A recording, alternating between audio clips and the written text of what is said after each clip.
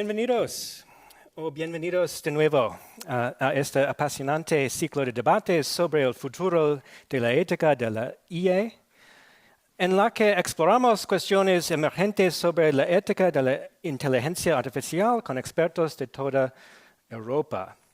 Me llamo Ted Lechtermam. Es un honor para mí programar este ciclo y una vez más agradezco a la Fundación La Caixa por hacer posible esta colaboración con la Càtedra Unesco de la IE Universidad.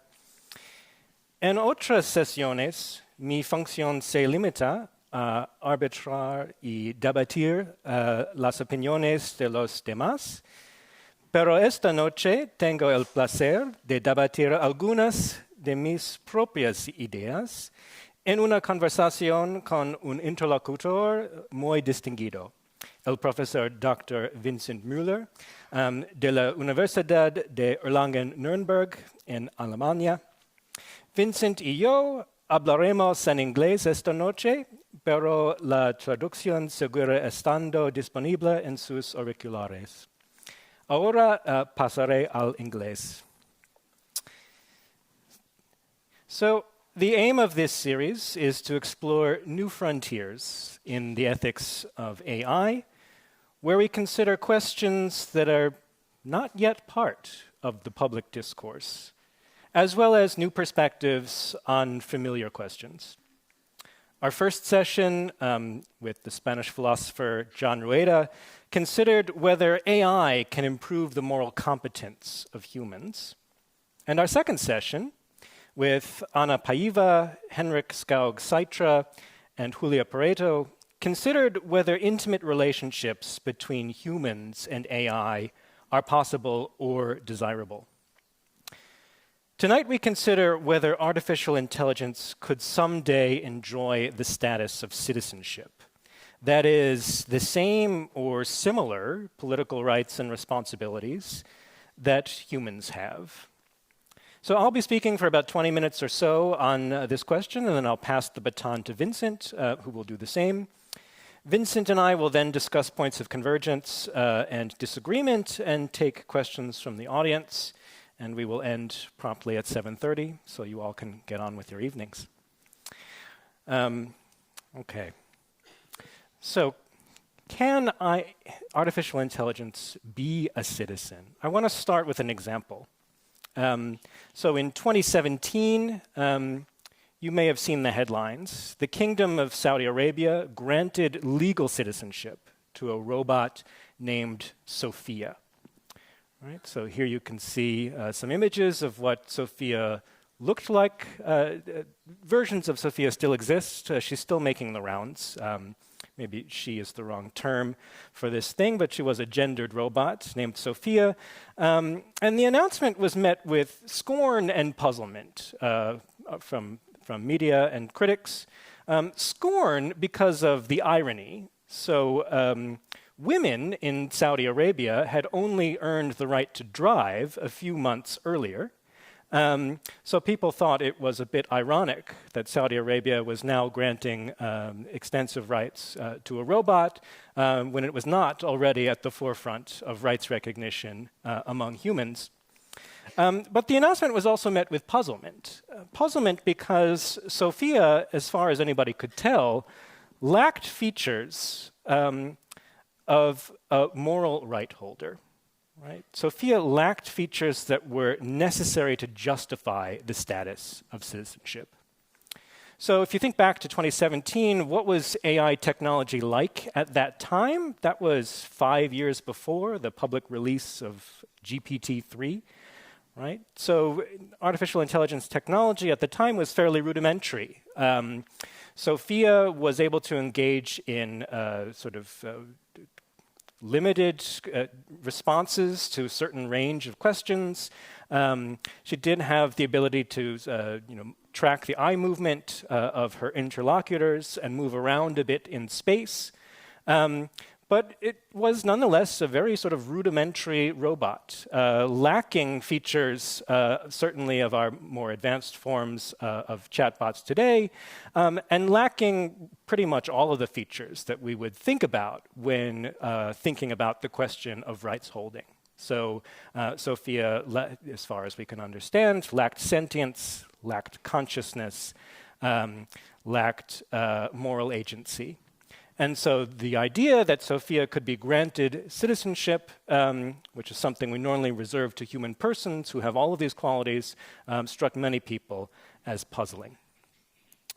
Now, a few years later, 4 years in fact, my colleague Vincent Mueller wrote a well-received article on the question of whether it's time to consider robot rights.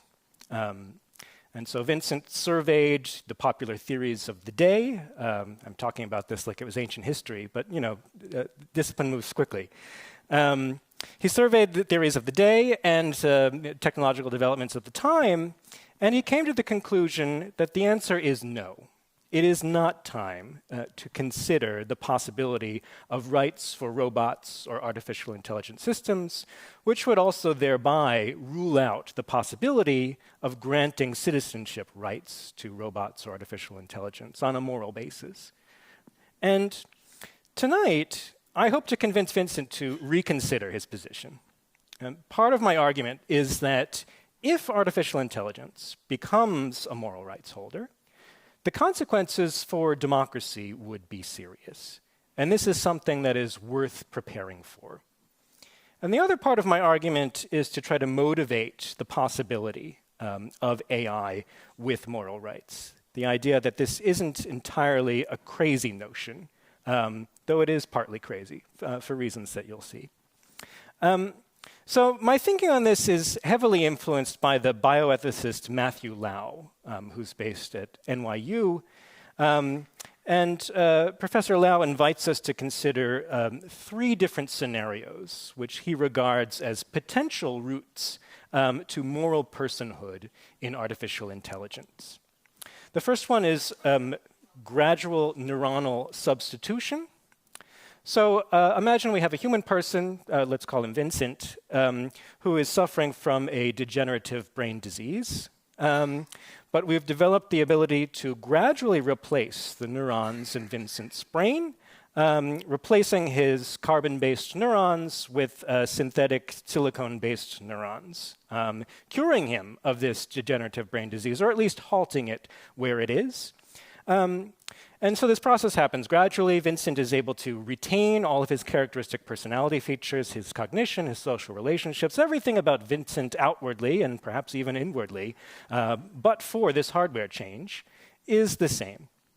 After a certain point in time, 51% of Vincent's neurons are artificial neurons. Vincent has become a form of artificial intelligence, effectively, right? And when we think about this case, we think, well, this being, this new and improved Vincent, is still a rights holder. He was before, he remains so now, despite this change in his hardware. Right? It would be wrong of us to harm him. He still should have the ability to execute contracts, to be held responsible for his actions, to vote in an election, to run for office if he so chooses. Right? So this seems like an instance of moral personhood in AI, though maybe not a form of AI we are familiar with. Another example, brain emulation or brain uploading. So imagine we have another person, let's call him Ted, who has a terminal disease diagnosis. Right? I am about to die at the ripe old age of 40. Nevertheless, the technology exists to preserve my life in a way. Right? Scientists have developed a way to make a copy of my brain, a digital copy, which can be downloaded onto a hard drive. And then that hard drive can then be implanted in a robot, or it can live on a cloud server, enabling my loved ones, my friends and family to continue interacting with me after my death, or to enable a sort of robotic version of me to continue living and doing all the kinds of things that I was doing until my biological death. right? So there are questions we would want to ask about this situation. Is the emulated brain me still me? And we might say, no, this is actually a different person. But I think we would also have reservations about harming this new entity, right? We would have reservations about saying, this is something that does not deserve certain kinds of rights, does not deserve to be treated in certain ways, etc. So this is another way in which we can sort of motivate the idea of rights holding in AI. Though again, we might say this is a different form of AI than what we're familiar with. And of course, the third example would be algorithmically constructed moral agency. Right? So here the idea is that we might be able to train an algorithm, perhaps using machine learning, to be a moral agent, to recognize and respond to moral reasons, to appreciate value in the world and act in response to it. Not only to sort of stochastically summarize moral texts in the way that large language models do, or to predict the sort of next outcome in a sequence of tokens, but something a bit more robust, right? To engage in the kind of moral reasoning that human beings characteristically do. If we were able to create such a thing, the fact that it lives on a different kind of hardware, runs a slightly different kind of software than our brains do, shouldn't matter, according to Lau, as long as it possesses the capacity for moral agency. Right? So this is perhaps a closer example to current technology, especially with the sort of development of large language models reincarnated into reasoning models, now with multimodal capabilities. We are still quite far away from something like this, from algorithmically constructed moral agency. But the technological developments over the past years make us, think this is not something crazy to imagine. And it's tempting, when we look at these examples, to deny that these kinds of beings have moral status, are moral rights holders, because they look and act and function so differently than we do. But Lau's point is that we need to avoid a very common bias in our sort of moral thinking as human beings, a bias which bioethicists call speciesism, which is the tendency to discount the interests or moral status of a being simply because of the species membership of that being. So bioethicists and some philosophers of technology extend this lesson about speciesism to something that they call non-substrate discrimination. The idea that we should not discriminate morally against different beings based purely on the substrate on which they operate. So if artificial Vincent operating on silicon can perform the same moral functions that biological Vincent can perform operating on carbon, it would be logically and morally wrong of us to treat those two beings in different ways. Right? So that's the lesson that Lau asks us to draw from these kinds of examples. And so you might not agree at this point that I've really made the case that moral status in AI is actually possible. But I hope I've planted some seeds to give that idea a little bit of heft. The next question we would ask, though, is, if you agree with me that moral personhood or moral status in AI is possible, is this permissible or desirable to create? Right? And there are serious questions about this, right? Perhaps there are some therapeutic cases at the margins, right? The kinds of cases that I described so far, where we could justify, gradual neuronal substitution. Hard to imagine this being a sort of widespread phenomenon, probably limited to certain kinds of medical cases in very extreme scenarios. Whole brain uploading, also quite controversial. Perhaps it makes sense as a therapeutic mechanism. Of course, some people are interested in this technology as a form of eternal life, which is certainly more controversial. And of course, whether we would want to create algorithmically constructed moral agents is certainly controversial. It's not clear why we would want to have algorithmically constructed moral agents when we have human beings who work more or less just as well and perhaps better in this respect. But one worry is that we might end up creating a bunch of these agents by accident, right? Our attempts to do various other kinds of things in scientific and engineering development of AI may accidentally lead us to create a large number of artificial beings with moral status, with moral agency. And the other concern is that, even if that's not a prospect, and we decide that creating artificial beings with moral status is not a good thing to do, there might be bad actors who fail to comply and create these kinds of beings regardless. Now, the concern here is that if these kinds of beings were to be created, I think we would be bound to respect their rights. Once something with rights exists, it's not up to us to euthanize or ignore it. And there is a possibility, I think, that at least a sufficient number of artificial beings with moral status could be created whether we like it or whether we want it or not. So that motivates me, at least, to take some concern with what this might mean for democracy and what it might mean for citizenship. So I'm not a bioethicist or a philosopher of mind, but I am a political philosopher, and that's why these questions intrigue me. Right? What would it mean to share a world with AI persons? Right? So citizenship is the idea of sharing a political community with other beings where we all enjoy the same or similar sets of rights and responsibilities with respect to our common world. And I want to ask, what would it be like to share a political community with these AI persons? One thought is that there might be some benefits. We could imagine such AI persons being programmed with civic virtue or developing superior civic virtue to human beings on their own, which could be attractive, perhaps as role models for us, or perhaps in the ways that they could assume leadership roles in society. But that is perhaps the only upside. The downsides could also be tremendous, right? In the same way that these beings might have superior capacities for civic virtue, they might also have superior capacities for civic vices. Right? If these beings are more powerful computationally than humans are, if they have bodies that aren't subject to the same kinds of limitations that humans are, if they have longer lifespans, this could, if they're connected to each other, this could give them superior capacity for manipulating political systems, being hacked by nefarious actors, doing all sorts of damage.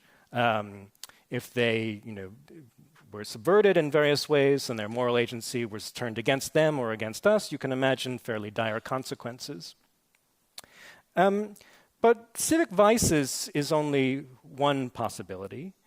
One of the biggest concerns I'm worried about is the question of political equality, what it would mean really to share a political world on equal terms with AI persons. And in a human democracy, we agree on things like one person, one vote. The idea that we all have basically the same range of interests and the same range of capacities. And on that basis, we decide to treat one another as equals, right? To recognize basically the same rights and responsibilities among all of us. No one should have more than one vote, and each of us should have essentially the same privileges. But with artificial intelligence, it could be the case that their capacities and interests are larger than ours. They might have a significantly larger range of interests and a significantly larger range of capacities to make rational decisions, for instance. And it could be, in a way, unjust to constrain them to the same rights and responsibilities that humans have. There might be pressure to offer them more votes than one, right? And that creates a problem for us, right? Would we end up being outvoted on political questions where our interests differ from the interests of AI? There are also questions about, what it would mean, what political equality would mean among AI persons themselves, given that they're likely to range amongst one another in their capacities and interests. So I acknowledge that, these are issues that are not relevant today, but I think they're worth exploring because they may become pressing sooner than we expect, or so I think anyway. Not everybody agrees, and my counterpart tonight is one of the world's most foremost philosophers of AI, and in a moment you'll see why. Vincent Mueller is the Alexander von Humboldt Professor of Philosophy and Ethics of AI and founding director of the Center for Philosophy and AI Research at the University of Erlangen-Nuremberg in Germany.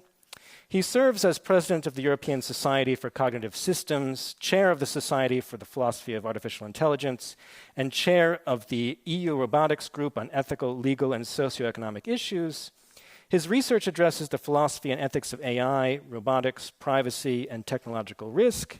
He's the editor of the Oxford Handbook of Philosophy of AI and author of forthcoming books from both Oxford and Cambridge University presses. Vincent is the author of the seminal Stanford Encyclopedia of Philosophy entry on the ethics of AI and robotics, which is a piece that I assign in nearly every class that I teach, as well as countless other articles and chapters. So we're very lucky to have Vincent with us tonight. Please join me in welcoming Professor Dr. Vincent Mueller.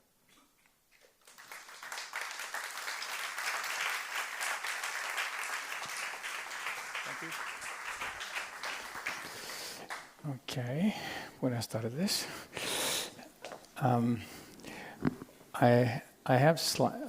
My Spanish is not so good, and also I speak Greek and English and German in my life, and so my brain has only so much capacity.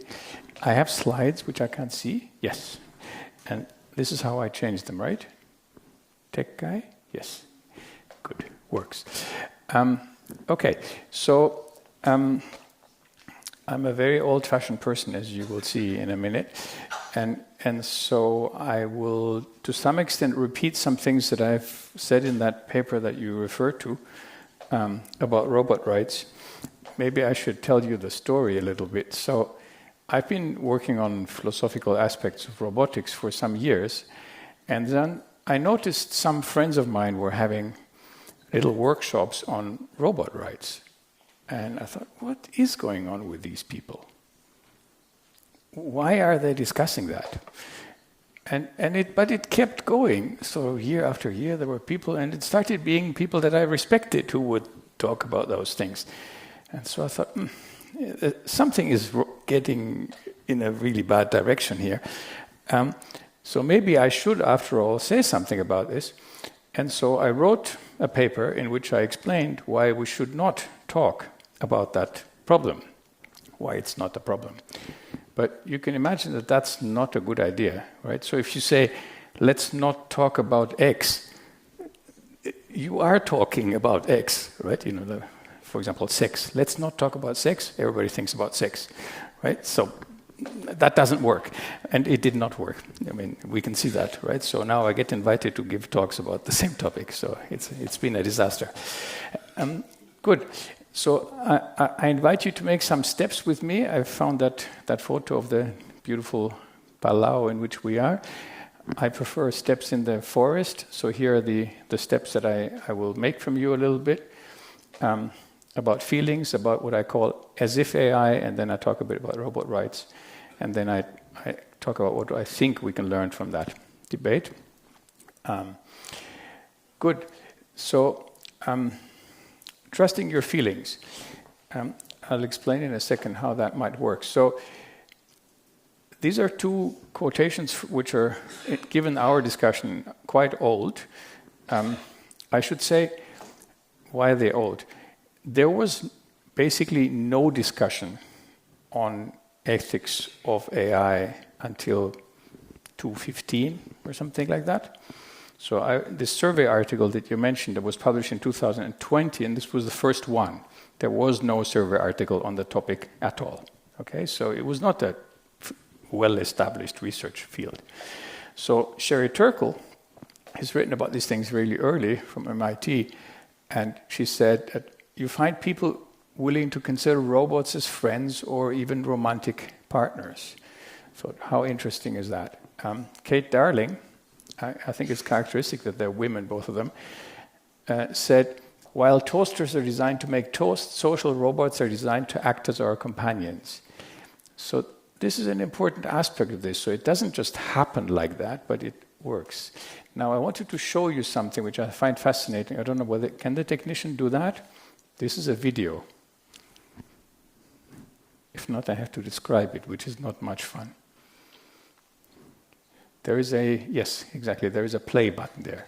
Exactly, it doesn't have sound. So just watch it and see what's going on. Try to understand what's going on.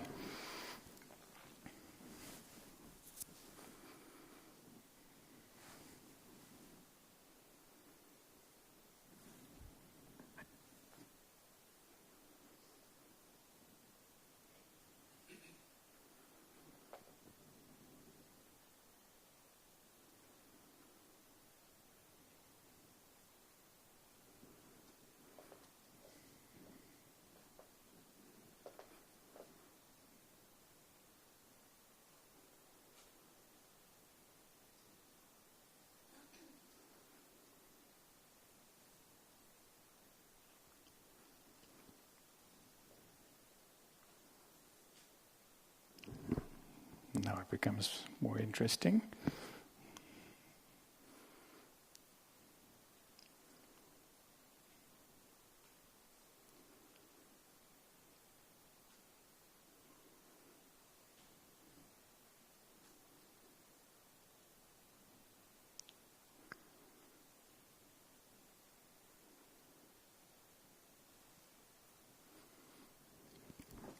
Okay. Good.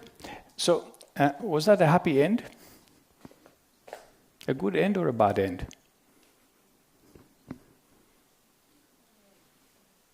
You don't know? Was there anything happening there?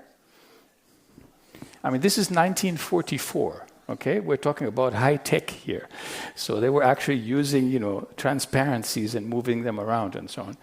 So what I find interesting about this thing is that we watch this and we start having empathy with things there. There is something happening. We think, oh, the triangle is attacking the other one. And we feel something. Okay? We start making a story. This is what happens. In the end, they happily sort of escape from the bad person, which was the big triangle, right? And so on. So, and this is nothing. This is black and white. There's not even any sound.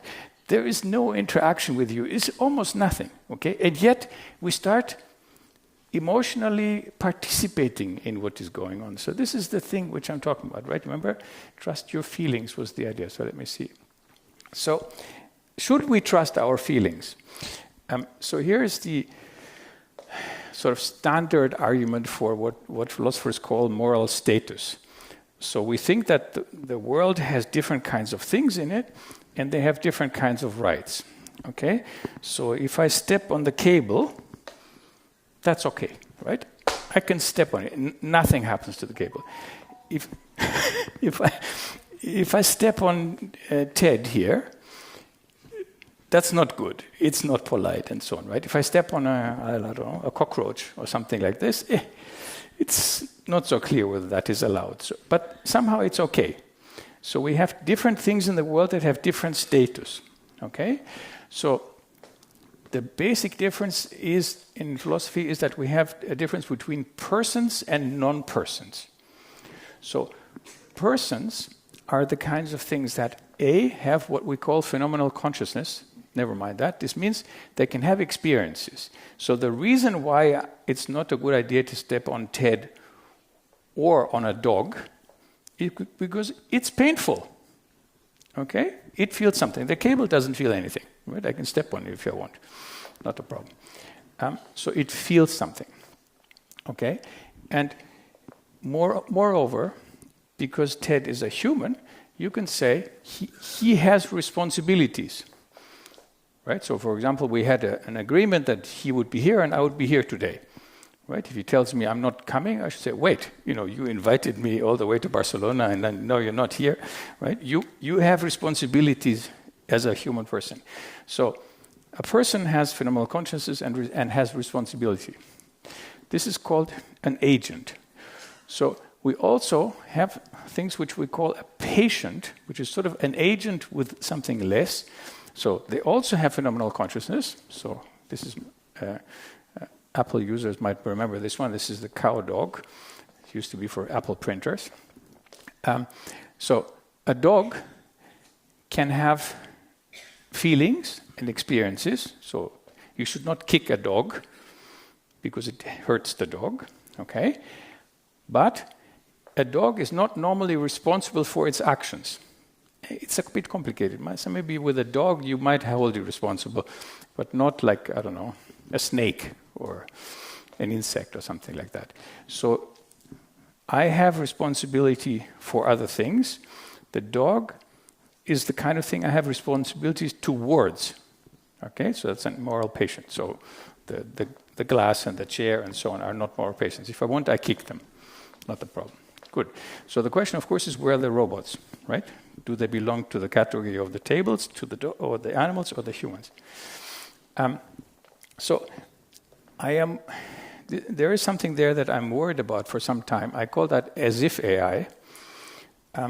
So some people say, of course, the current AI systems are moral agents. You can talk to them. Right? And you can say, good morning. It says, good morning. It says, how do you feel? I feel good this morning. How are you? Blah, blah, blah. You can have a conversation. Okay? And you can even have a personal conversation about what we did yesterday or last year or something like that.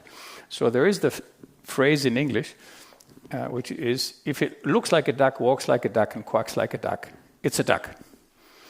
So that's all you need for being a duck is how it behaves. It behaves accordingly. So here on the left, we have a mechanical duck that somebody, Mr. Vaucanson, made that in the 17th century, which could do quite a lot of things. So the typical thing is that we do this. We say, this is really a duck, and this thing only behaves like a duck, but it's not really a duck. It's just a mechanical toy. Okay, that is what we normally say. So that make a difference between these things are really something, and this is just looks like it behaves like that. So, but in this discussion, I feel a bit like these guys here. These are Statler and Waldorf. I don't know whether you know them. There is a thing called the Muppet Show, and in the Muppet Show there is a lot of funny things going on. And these are the old guys who sit on the side. And what do old guys do when they sit on the side? They complain. This is not funny, what are these people doing, and so on. So I feel a bit like this now. The young guys are having a party, right, with robot rights and all sorts of things, and I sit on the side and I say, what is this newfangled stuff? So I wonder where this is going. So as I said, I think one interesting question that you have to ask yourself is whether this is really intelligence agency or something, or it just looks like that, okay, behaves like that. And that is something that happens with intelligence, which I can talk about for a long time, but I don't think I should. It happens with goals. I think that's an important aspect of the way we think. So let's say you find your dog coming to the kitchen and sort of sniffing around. What is it doing? What is it doing when it sniffs around in the kitchen? It's trying to find food, right? That's what dogs do, okay? It sniffs for food. So you look at the behavior of the dog and you interpret the behavior of the dog as having a goal. This is what it is trying to achieve, right? Maybe it even sniffs at something and then looks at you, right? Because there is a sausage on the table, okay? So when you leave, it's going to go for the sausage, right? So this is something that we normally do. We interpret the behavior of other agents in the world as having goals, right? You came here, I hope, because you have a goal, right? You have a reason for coming here, presumably, right? But again, you could have something that just behaves as if it had a goal. So if you have an automated car, for example, and you tell it, go to this La Caixa place in Barcelona and so on, it doesn't have a goal. I have a goal. It's just a tool, right? That goes there. So this distinction is something which I think is important for our discussion, sort of the real thing versus the as-if thing. Good. Here is a little story from the arguments for robot rights. So the two people who wrote about this a lot in those days were Mark Kirkleberg and David Gunkel. And they said, well, old-style people, that's me, think that something has a right because it is in a particular way. It has a particular property. Okay, so we can find out whether it really is an agent. You just need to investigate it properly. Then you can find out whether something is really an agent. But they said this is very difficult. It's true. It is very difficult. And so they said maybe we shouldn't look at it like this. We should look at it like, as Gunkel says there, as the question of how we want to respond to something. So it's not like an objective question whether somebody is, I don't know. Let's say I heard recently that lots of migrants in Spain got the right to stay in the country. Okay? So who is a Spanish citizen? Well, a Spanish citizen is somebody who is recognized by the Spanish state as a citizen, right? And that's just something the Spanish state does. Okay? There's a system, of course, a ceremony, and then you become a citizen. That makes you a citizen, okay? It's not something the Spanish state discovers that, oh, you are Spanish after all, so we put the label on it. So which one is it? You see, is it a discovery? Is robot rights a discovery, or is it more like an allocation of something? So Gunkel says it's more like an allocation. We decide as a society that this is the case, right? So after the Spanish state has decided to give somebody citizenship and they have a passport and so on, that is then a fact, right? It's a new social fact. They are now a citizen. Okay, so we make facts sometimes. So the question is the robot rights one like that, a social fact, or is it like an empirical fact that we discover? Right, I don't know, gold is a metal or something like that. So Gunkel, that's him, here on the picture, he says we make that the case, and so we make it the case when we feel responsible towards something. Remember, I started the discussion off with how we feel towards something, and I said be careful to trust your feelings with these things. Okay, you feel something towards these funny squares, triangles, and circles, and maybe there's nothing. So he says, if I feel responsible to something, then it has moral consideration, it has moral status. I feel responsible towards the robots, therefore they have moral status. I think that's a really bad idea. One way to show this is my proposal of pencil rights. So I like pencils. I have a pencil usually with me. I don't need it, but I still like having a pencil for thinking. I don't know. Helps me thinking. So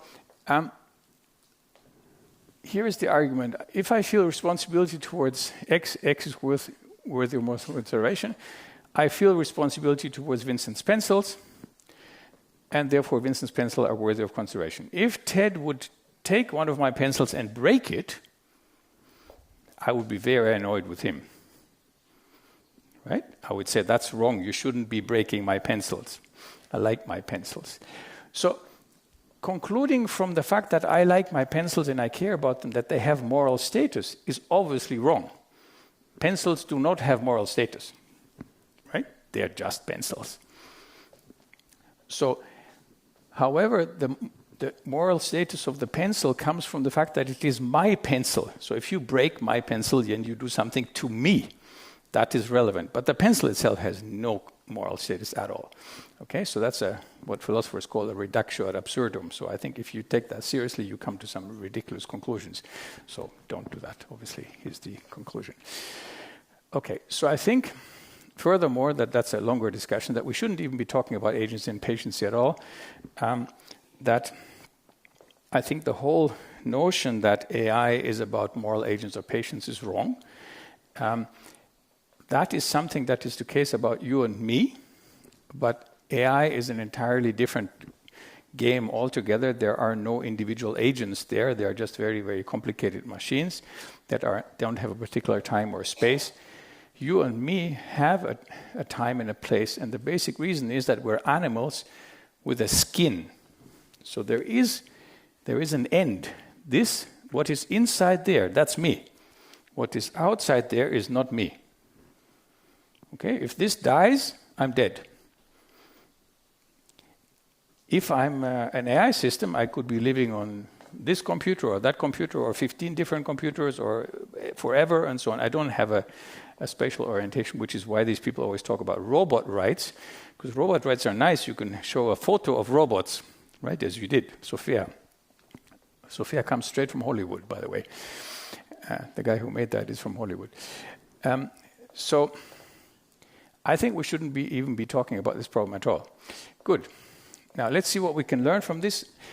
Okay, this is a bit for philosophers, but anyway, well, I'll leave it there anyway. So the first thing is, don't confuse epistemological questions with ontological questions. So don't confuse the question, can we know whether it is a moral agent with, is it a moral agent? It is perfectly possible that there are things which we can't know. Okay?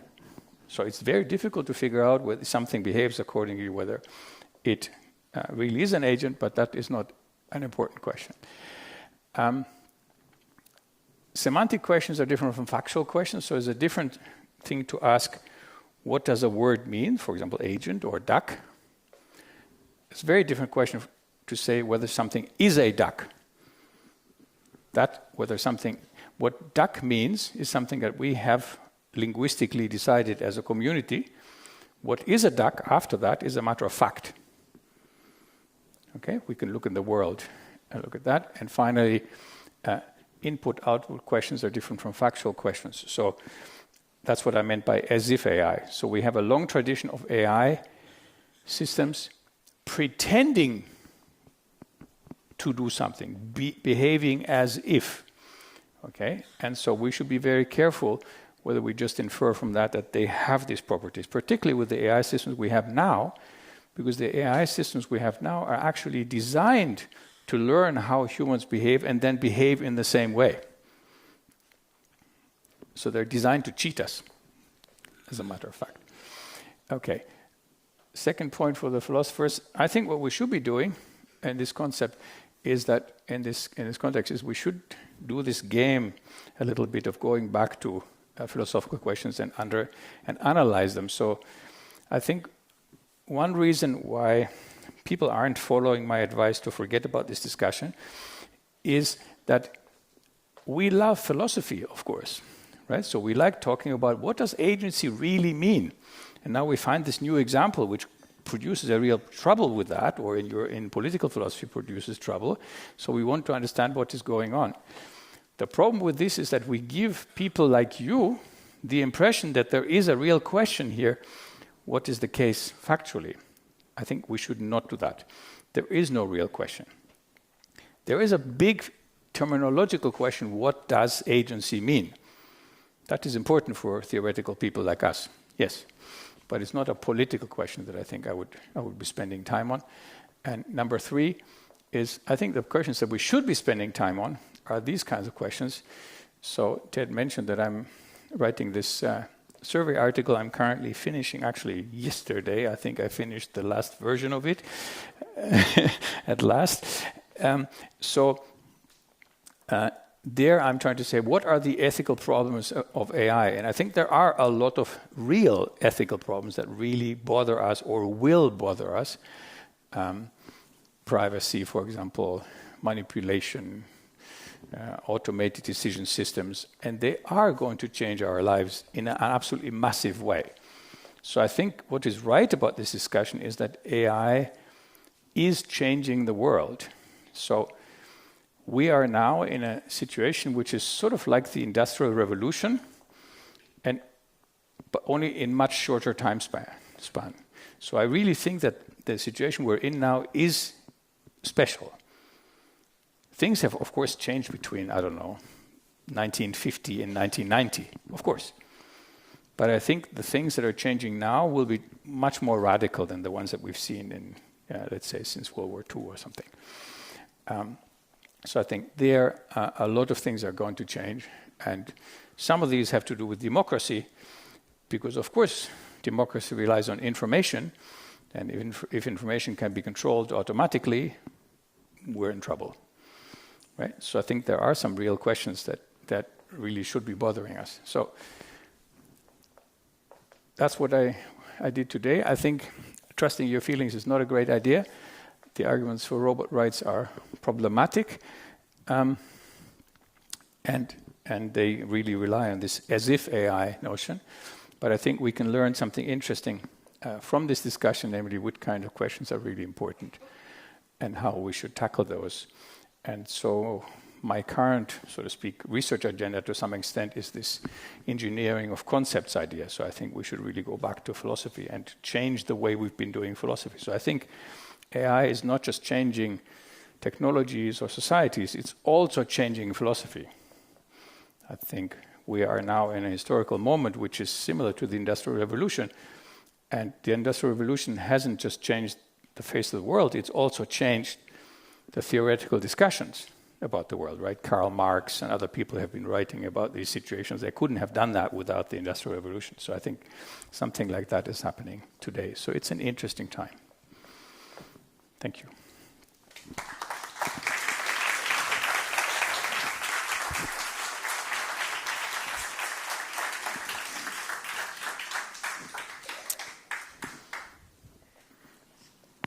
I think we will continue speaking in the international language of science, which is bad English in my case, and also in my case, yeah. Well, Vincent, thank you for bringing us back to earth with those remarks. One thing that struck me from your talk is how much we actually agree, right? So we both agree that rights are not socially constructed in the way that Gunkel suggests that they might be. Right? We think that moral rights exist regardless of whether people acknowledge them, and people can also be wrong about what rights exist. And certain. Should we, since we are not talking to a purely academic audience, maybe we can add something why that's important. So sure. I think it's, and you've mentioned that in passing in your talk.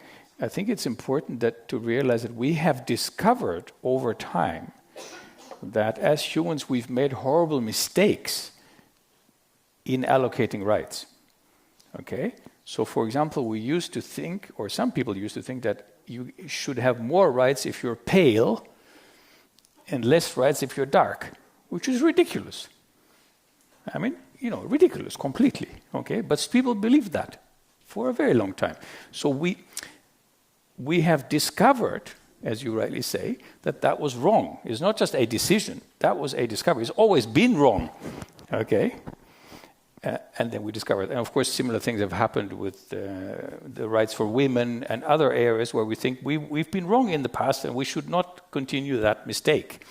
Okay? So, of course, the continuation could be, maybe we've been wrong about the machines too. Right? Well, I mean, that is one question, right? So, at a certain point, there might be a bit of indeterminacy about, whether something qualifies as a right holder. And we look back at human history and our horrible track record of recognizing rights that actually do exist in other beings, whether those are dogs, horses, humans of different kinds, etc. And we think, well, we've had such a bad track record of doing this. Shouldn't we adopt a precautionary principle, a version of Pascal's wager, and just say, well, once we think we've gotten close enough to an artificial being that might be a rights holder, shouldn't we just take the leap of faith and say, okay, yeah, we're going to consider this a right holder? Right, so it could be sort of to be on the safe side. Exactly, Kind of thing, exactly. right? Because, of course, Ted is right. If we're wrong again, right, and so we say, oh, you are just silicon and computer chips, you can't have any rights. Turns out that was wrong, then we've been torturing and killing agents that we should not have been torturing and killing, right? I mean, we just call it switching off, but it would really be killing something. So yes, it would be important not to make that mistake. So there are different ways to handle this. So Thomas Metzinger has suggested that we should have a moratorium. So we should just not make things where we can't be quite sure, right? So we don't go there, so to speak, is his direction. And of course he has a whole theory about consciousness and how that works. But anyway, he sort of has an idea where the criteria are, and he says, we should not make machines which go any further. I find that idea sympathetic. So I think the question that might be dividing us is more like, where is that line? Okay, so when you said, for example, you introduced one of those slippery slope arguments with replacing Vincent's neurons with digital ones.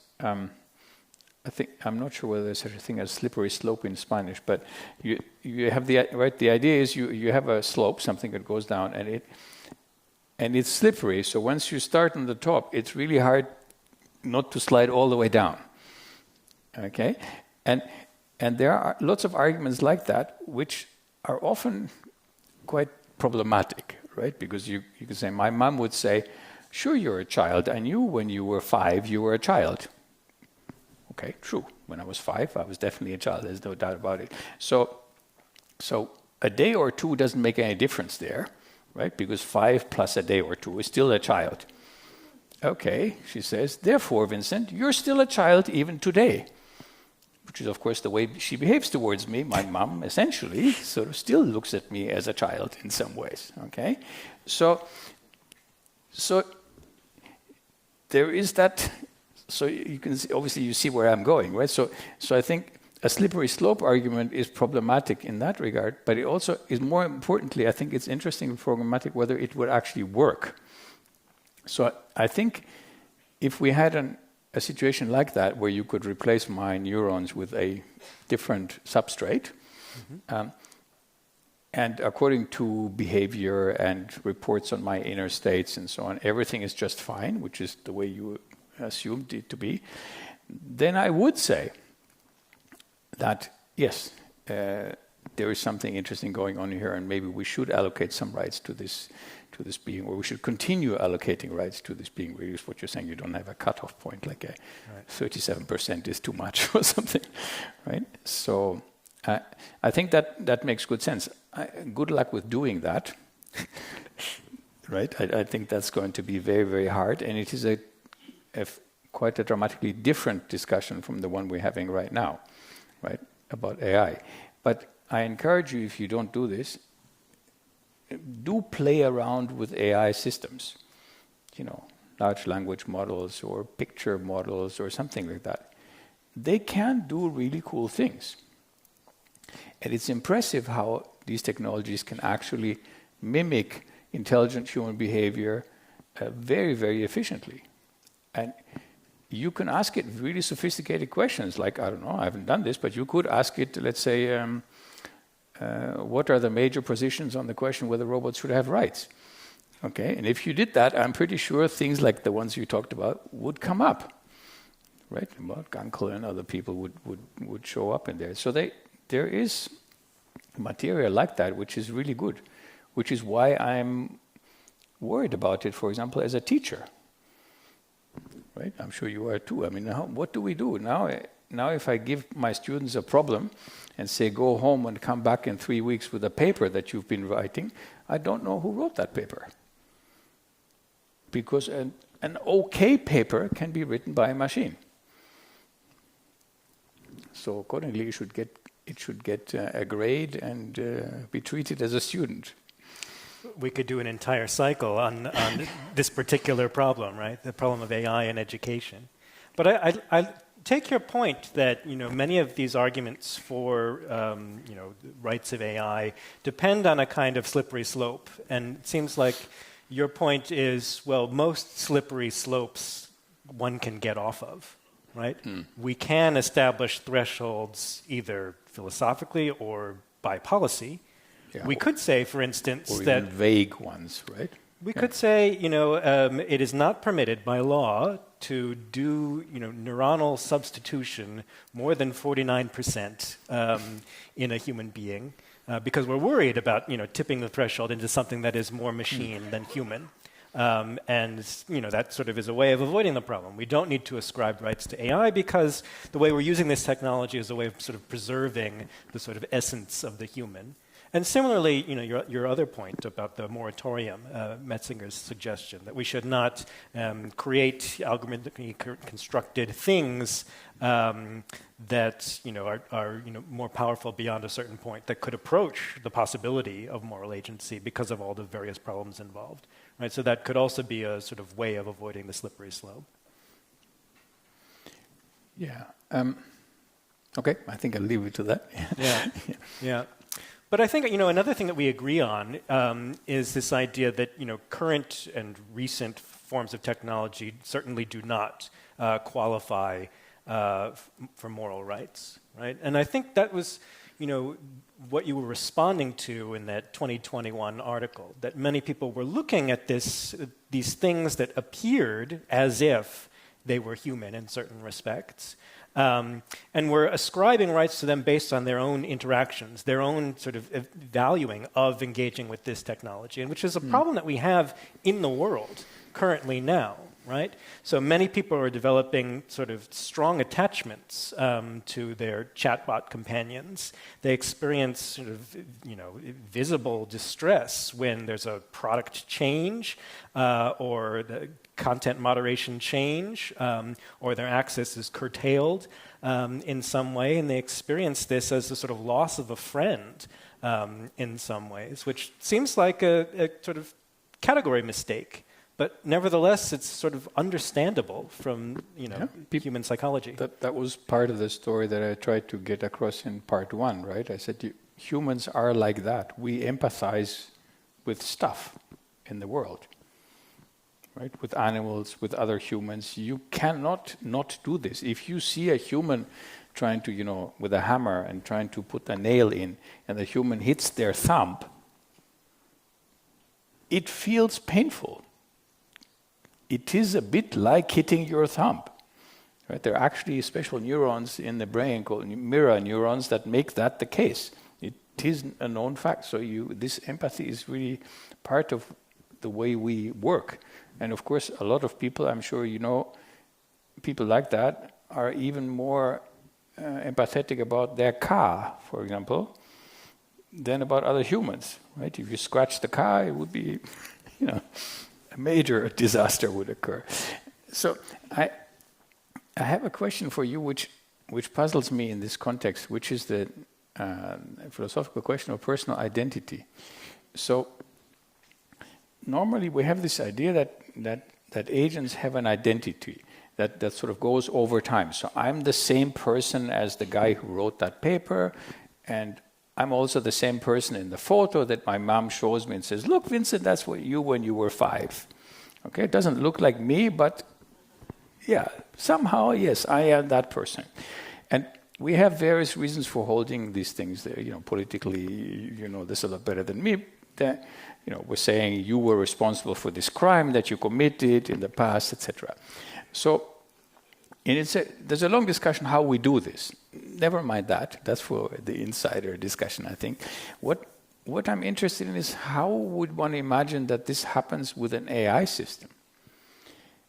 Because I use AI systems for interaction with when I'm writing things, and it has a version number, right? So it comes ChatGPT version number blah blah blah. So next time I interact with it, is it a different one, or is it a new? Of course, it doesn't have a space, right? It's on some kind of server system in the cloud, as they call that, right? Somewhere in the cloud. So and they change it all the time. And at least one version that I use on my phone has no memory. Right? It doesn't remember what I did in the past, which is an important part of how we interact, right? That I remember you're doing things, etc. So that's why we have a relationship.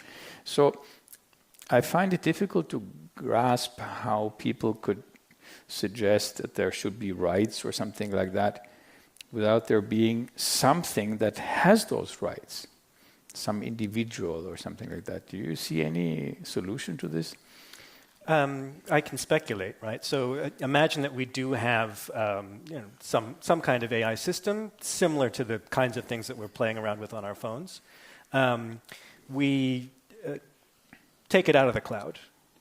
We implant it into a kinetic robot. We allow it to form relationships, plans, and projects, develop a sort of persistent sense of self over time.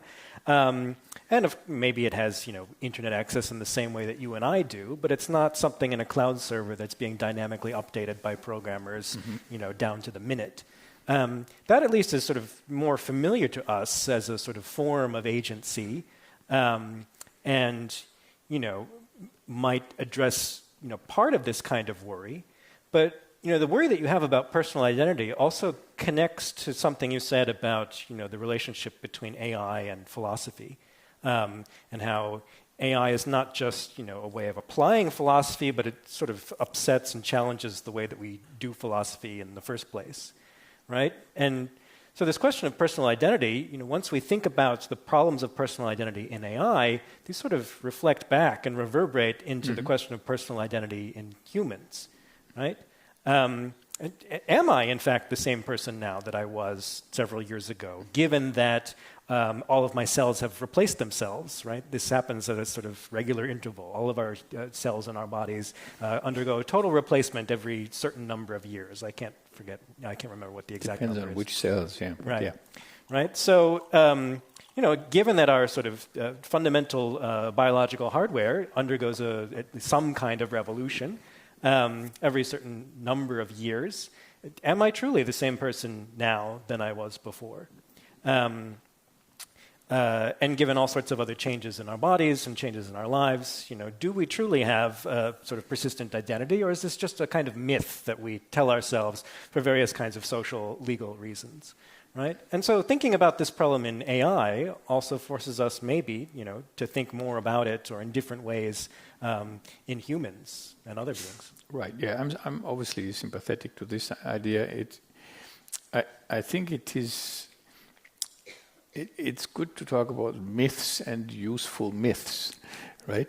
In that context, and there are plenty of useful myths. For example, nation is a useful myth, or language is also a useful myth. I mean, the idea that there is a language which is sort of separated from the other language is a useful myth.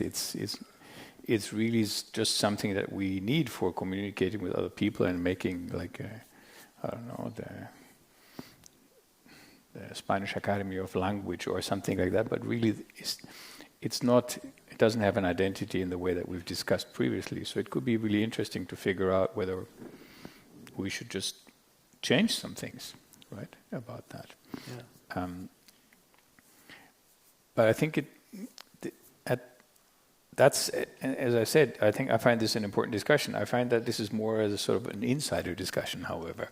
Right. So I think the interesting questions for the non-philosophers are really the questions: what happens with the current conceptual schemes, the concepts that we have now to talk about the world. So, given these concepts, would we now say that we have autonomous agents there? Would we say that they're responsible for their actions and so on? And that's just, sort of my caution was to say, given the conceptual apparatus that we normally have, that's not something that's happening. And I think it's different to play this game in the philosophy seminar and see, wait, maybe this changes something about our theories and so on, and to go out into the into the society and say there's going to be a real problem here. So I don't think I see that problem as a real problem coming up. And as I indicated in the end of my talk, I think there are plenty of other problems that we do need to worry about. We know that they're coming up, and there are probably some more that we haven't yet grasped, right? Because we just don't know what's going on yet.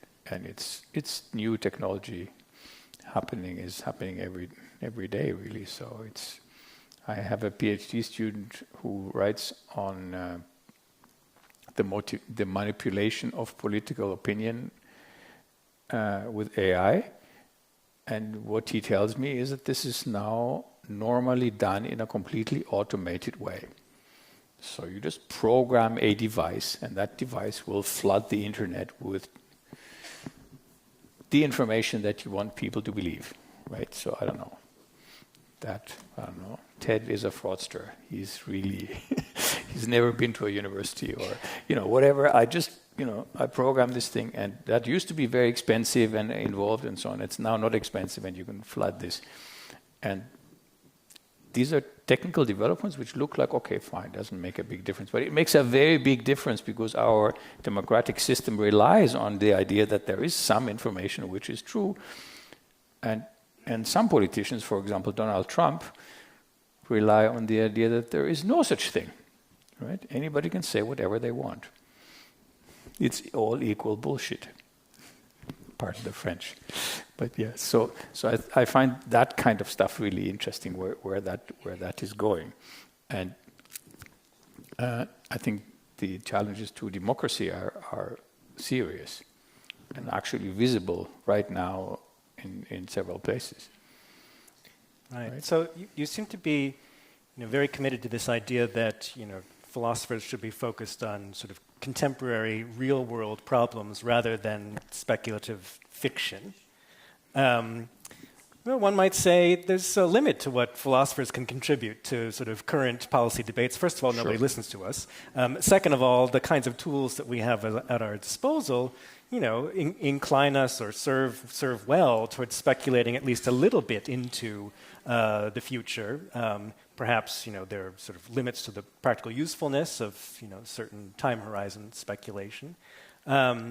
But, that's our calling card. That's our comparative advantage. Thinking about, for instance, whether consciousness requires a biological substrate or it's possible to manifest on a piece of computer hardware.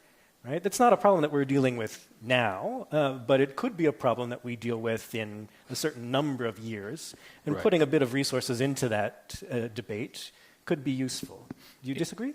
No, I agree with that. I think that it is our job to keep asking, right? Then sort of keep going further and further down, and then somewhere you arrive at the philosophy. That's sort of my little theory about it. What I do insist on is that we should think about why this is useful. Because in the end, we're paid by taxpayers, right? This costs money. I have a salary. Somebody pays a salary. So I have a responsibility to do something useful because of that economic structure, but also because I want to do something useful.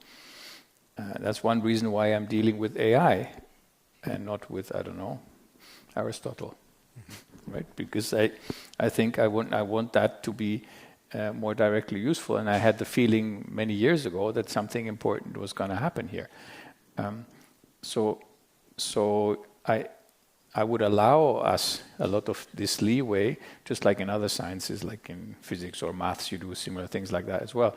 But I think you should think when you're doing this, how could this influence something, right? And it could influence the world massively, right? I don't know. I spoke about Karl Marx before. You can't imagine Karl Marx without Hegel, his main teacher. And Karl Marx really did change the face of the universe, of the world, right? In an absolutely massive way. So, whether in a good way or a bad way is a discussion, but he certainly did make a huge difference. And so I think these are the questions that people are really interested in. So for me, one of the interesting questions that we are discussing here is, what is it to be human? Right? We've been thinking of ourselves as something special in the world, which is really odd. We do this. And we usually think we are humans, and then there are animals, which are somehow different, and then maybe, I don't know, spirits or something like this. But now we have humans and other animals, and we have machines. And this makes us think again, what is it that's important about being a human? And is there something? Or maybe not, right? Maybe we're just a different kind of machine. But it would be important to try and understand ourselves like this. So that's why I see a chance in that. And I think that's something that people want to know. So I find it's an exciting time to do philosophy. It's a great point to open up to questions or comments from the audience. Would anybody like to raise a point? I see a hand in the back. I don't know if we have microphones in circulation. They're coming. You do that, right? You organize who speaks. Yeah. Sure. Yeah. Okay, thank you so much for your interesting ideas. I have a couple of questions regarding the possibilities of artificial moral status. I think you have one question. One. All right. Let's start with one. well, okay. Regarding considering coding moral algorithms, I would ask, which moral should we code inside those algorithms? Do we have a standard moral or ethical coding that serves for all mankind? I would say that programmers from different cultures will code different morality in the algorithms. So I wonder if there's such a thing that is a standard moral code that serves for all the humankind. And the second one, if you is that you You're think, cheating. do you think that the artificial moral can emerge spontaneously as far as the technology continues developing by itself with no purpose from our side? Thank you so much. Should I try that one? Sure. So the idea of programming some morality into the machines is a relatively old idea, and people used to think that this is the central problem of AI ethics, which I think is not the consensus now. Most people now think the main problem is how we behave with AI, what we do with AI, but still the problem obviously remains. The answer to that, it seems to me, depends first of all on whether you're what's called a moral realist or not, right? So do you think there is an objective truth about what is morally right or not? If you think that, then you should try to program that in and first find out what it is, minor detail, right? And the other thing I would say is that the differences typically aren't as big as people make them to be. So we do have lots of cultural differences with what we do. I don't know. My standard teaching example is what do we do with the dead when someone dies? What do we do? In Greece, where I've lived for a long time, it used to be illegal to burn the dead because it's an awful thing which you can't do to a dead body. It's really, really bad. It used to be completely illegal. Now they legalized it.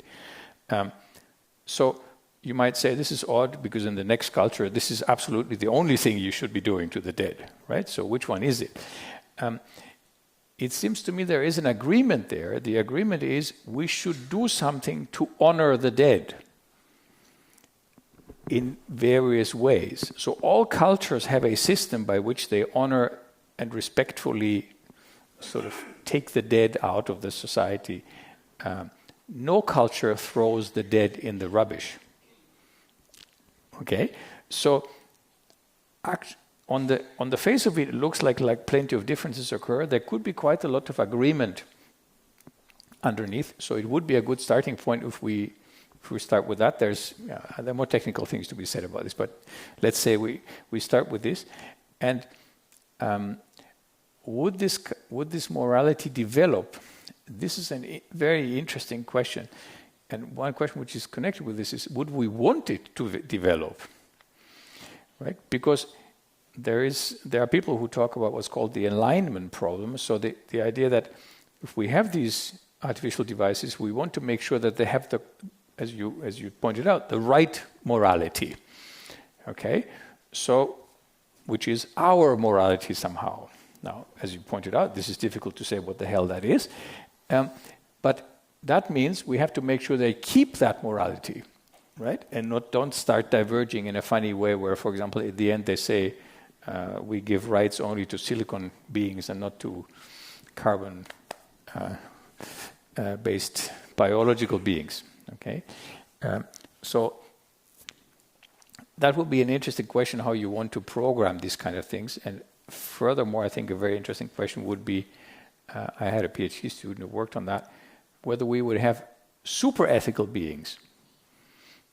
Right? We could have super intelligent machines, so we can imagine at least that that's possible. In some sense, we have them.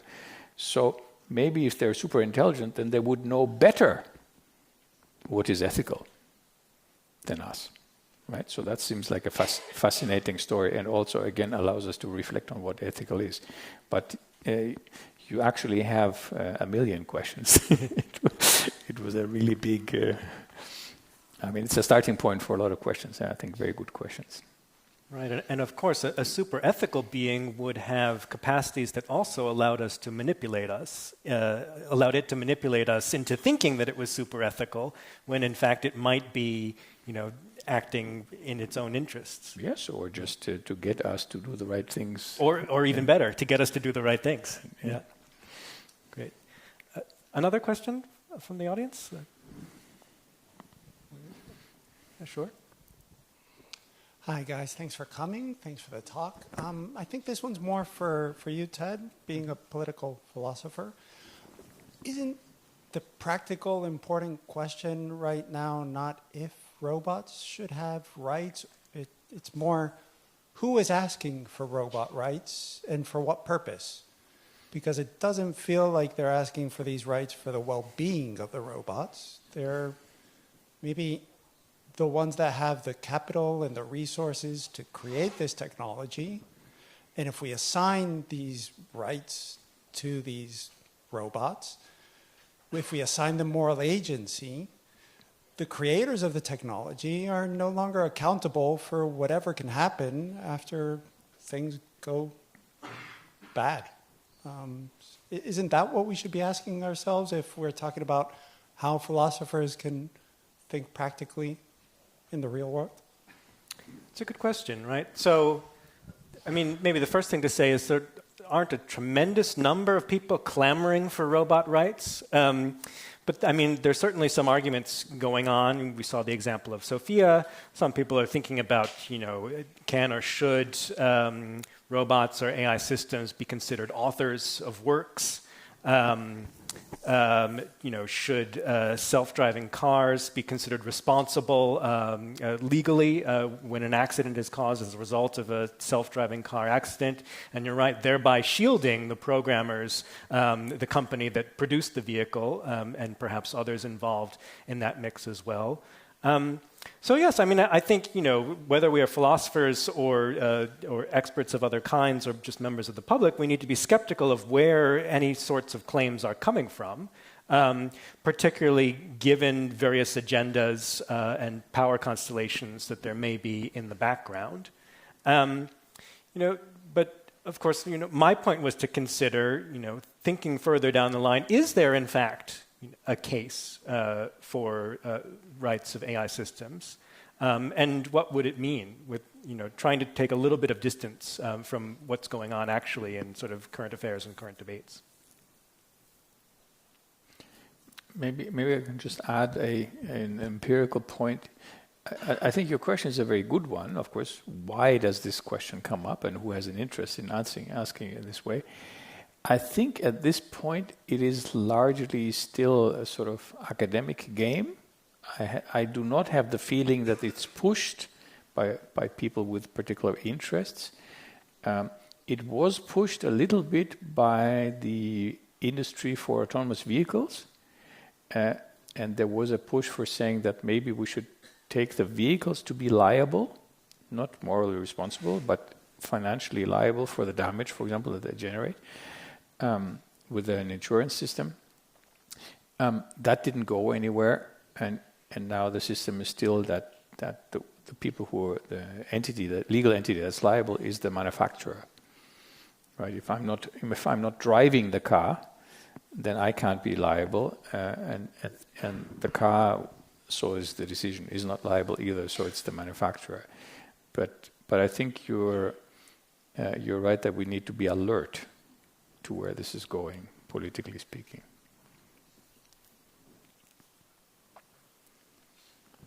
See a hand over here.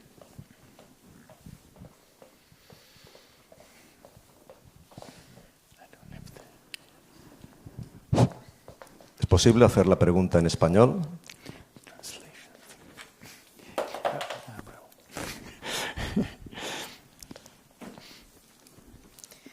Sí, es posible. Para un minuto, por favor. Un momentito. Do I need to do something to get this to work? Needs to be on and on channel 1. We need some AI. ¿Está bien ahora? ¿Está bien? No. This does nothing so far. Funciona para mí, sí. Okay. Bueno, eran dos comentarios que quería hacer, pero que se enlazan los dos comentarios.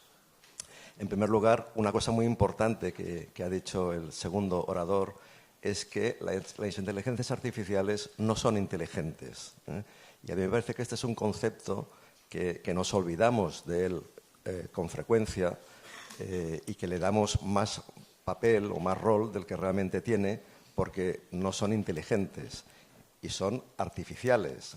Con lo cual, a mí me cuesta entender que en Arabia Saudí, según se ha dicho, ¿no? Hayan decidido que Sofía sea un ciudadano de Arabia Saudí, ¿no? Entonces, este pensamiento me ha retrocedido en el tiempo a 2000 años atrás, cuando el emperador romano Calígula nombró cónsul a su caballo. Y Calígula llevaba a su caballo al Senado a compartir el discurso político con los senadores, ¿no? Tan absurdo como nos parece hoy quizás el pensamiento de Calígula, quizás a mí personalmente me parece igual de absurdo pensar que una inteligencia artificial que es artificial y que no es inteligente porque parece que es inteligente, pero realmente no lo es, pueda llegar a convertirse en un ciudadano del mundo con derecho a voto, cuando ese voto es ficticio, porque esa inteligencia artificial, su pensamiento, entre comillas, procede del creador. El creador vota en su país y vota a través de la inteligencia artificial. Vota 2 veces, o 20, o 100.000 veces, por la distribución que puede haber en el mundo de inteligencias artificiales. Esto es la corrupción de la democracia.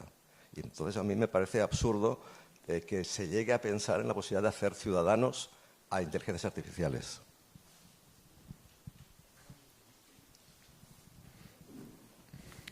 Good. Thank you.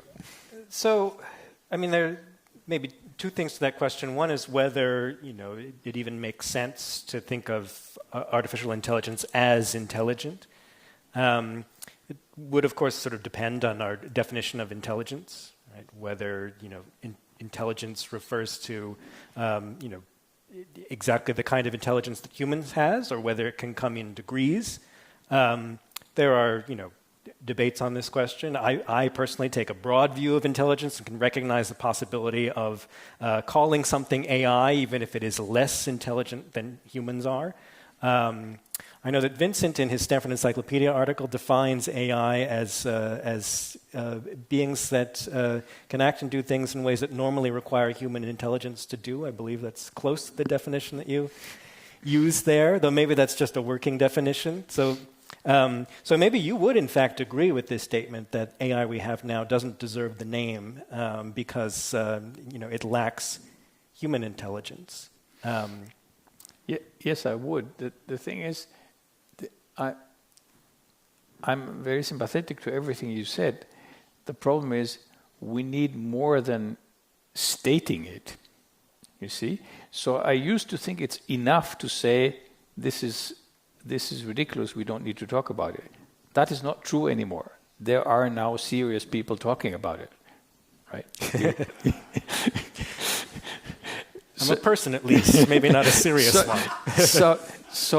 So we do now need arguments why we think this is not going to fly, and that's the game that we play, right? The game that we play is not a game where you just sort of stamp your foot down and say you're right, you're wrong, and I'm right, but where we try to produce arguments and try to analyze the arguments, and we've been playing that game and trying to see why does the other person believe something which looks like it's absurd, right? And when we do this, we discover that, as Ted said in the beginning of the discussion, we aren't actually that far away from each other. So it really depends on what kind of systems are we talking about. So we agree it's not the systems that we're talking about now, but when is that going to be? You see? And Caligula had the problem that the horse was just too dumb to behave in a good way. But we don't have that problem anymore. We have systems now that can give a much better reason why it voted for this particular thing than the average citizen can. So the problem has become a bit worse. And that's maybe a point to underscore, right? So we agree, I assume, that Sophia was not, in fact, a candidate for rights holding or citizenship, and this was a horrible mistake, perhaps a publicity stunt. A publicity stunt, right? Yeah. And likewise, that current AI systems are also not candidates. Well, certainly not for personhood, maybe for certain kinds of rights, but that is already pushing it. But I think the question we've been, dancing around is, what actually are the conditions for personhood to exist in something other than a person, and when or how could we get there, and what might this mean for democracy? I think that is not an absurd set of things to be thinking and talking about. Though it does require us to step back from some current debates and think beyond the sort of current limitations of technology. And that itself is, I recognize, controversial. There are many more serious, more urgent problems that we're dealing with technology, and also having not much to do with technology. Right? So there is a sort of risk in sort of taking time out of our day to have these kinds of conversations. And we could be spending time on any of the 12 issues listed in the outline of the update of the Stanford Encyclopedia article. We have time for one quick final question.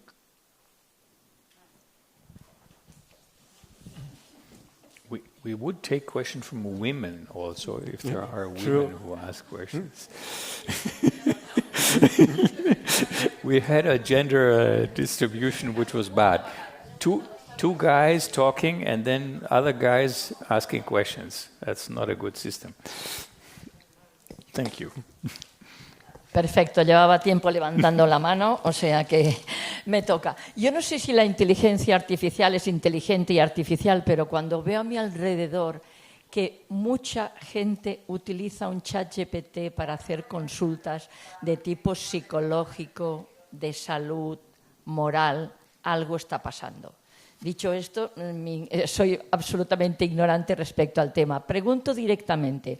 He leído que hay una empresa, Praxis, que lleva mucho tiempo queriendo hacer lo que Donald Trump quiere, que es comprar Groenlandia. ¿Por qué quiere comprar Groenlandia? Quiere convertir ese país en un país o ciudad experimental a todos niveles, democráticos, sin ley y experimentales, porque en ese grupo hay muchos del sector tecnológico americano, tecnolibertarios, etcétera, que son los que ponen en cuestión la democracia como un elemento que perturba el funcionamiento de la sociedad, sobre todo en el campo económico. Y también, si esas tecnologías ahí, en ese país de experimento que ellos querían hacer de Groenlandia, no lo consiguieron, yo no sé si en estos momentos Trump puede ser la tapadera que está delante de ese grupo que es Praxis.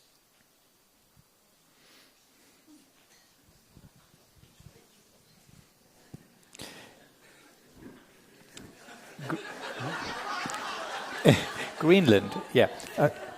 So I don't think I want to comment on the Greenland thing, even though it's very tempting, because of course lots of these liberalists have been trying to find a place in the world where we could have a state without having a state, right? A completely liberal idea, and all the land has been taken by someone, so they've been trying to use ships or something like this, and so maybe taking a piece of land would be useful. What you said in the beginning, what people do with these kind of systems, I think what they do at the moment, and that's exactly one of the problems, is they play around with them. And they see what one could do with that and whether it is useful. It's usually not very useful. And that's, of course, exactly the problem, because it's an industry, right? They're trying to sell a product. They have to sell a product. It's expensive to make. They have to sell it at some point. So that definitely has to change. So I think one of the interesting questions that we're looking at in the next couple of years is how is that going to change, and how will it change your life? Because it will change your life, I think. And in some cases you won't even notice that when you call the hotline of some company on the phone, that you're not speaking to a human, but you're actually speaking to an AI agent, which is cheaper than a human. And stuff like that is going to happen. Or, I don't know, my bank some years ago said, Professor Müller, no, you will not get a credit card. I said, why not? I'm not rich, but okay, I'm not so bad. The system has decided that. Il sistema, okay? So that kind of things are happening, right? And that is where I think these political considerations are going to change our lives in really interesting and problematic ways. But I'm coming back to this, but I agree with Ted's remark. We can only decide these kinds of questions if we go back to what is it that really matters. Right? So in the case of these automated decisions, for example, we can say what really matters is responsibility. We want to have somebody who is responsible for the decision. If the decision is wrong, I want to have a way to come back and say, you made a decision, that was wrong. Right? I want to be able to take it to court or something, to allocate responsibility. So that's a philosophical remark. What is responsibility? Right? And then we can say, oh, we know, or at least you as well, the political philosopher would say, I know. And we could say something about this. So that is, in a sense, maybe you've seen it now in this performance that we had here. We do this all the time. We start from practical, technical, societal questions, and we go to conceptual questions, right? What is responsibility? What is agency? And so on. And we go back, right? Because I think that needs to be done. In order to understand these questions properly and have real arguments, you need to go into the theory, and then you go into the practice again.